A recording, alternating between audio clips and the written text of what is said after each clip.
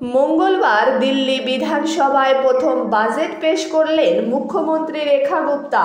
দিল্লি বিধানসভাতে মুখ্যমন্ত্রী রেখা গুপ্তা বলেন, আজ দিল্লির জন্য একটি ঐতিহাসিক দিন।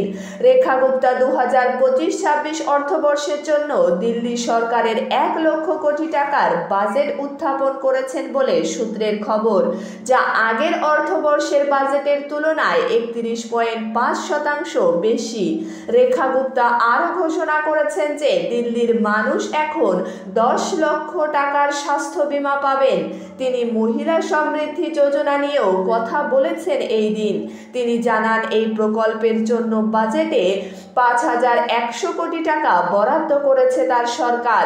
মুখ্যমন্ত্রী রেখা গুপ্তা বাজেটে 10টি প্রধান ক্ষেত্রের ওপর বিশেষভাবে নজর দিয়েছেন, যার মধ্যে রয়েছে অবকাঠামো উন্নয়ন, বিদ্যুৎ, রাস্তাঘাট এবং জলের মতন গুরুত্বপূর্ণ ক্ষেত্রগুলি। দিল্লিতে সরকার বস্তির উন্নয়নের জন্য 696 কোটি টাকা বরাদ্দ করেছে। একই সাথে দিল্লির সরকার 2026 সালের অর্থবর্ষের বাজেটে শহর জুড়ে 100টি অটল ক্যান্টিন স্থাপনের জন্য 100 কোটি টাকা বরাদ্দ করেছে। শুদ্ধ জলের জন্য 9000 কোটি টাকা বরাদ্দ করেছে সরকার। এই বিষয়ে মুখ্যমন্ত্রী স্বয়ং বলেন, প্রতিটি জলের ট্যাঙ্ক পর্যবেক্ষণ করা হবে এবং সেগুলিতে GPS স্থাপন করা হবে, কারণ দিল্লিতে জল চুরি সম্পূর্ণরূপে বন্ধ করতে হবে।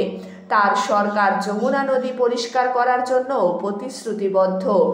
NCR অঞ্চলের সাথে উন্নত যোগাযোগের জন্য অবকাঠামোগত উন্নয়নের জন্য 1000 কোটি টাকা বরাদ্দ করা হয়েছে বলে জানান রেখা গুপ্তা।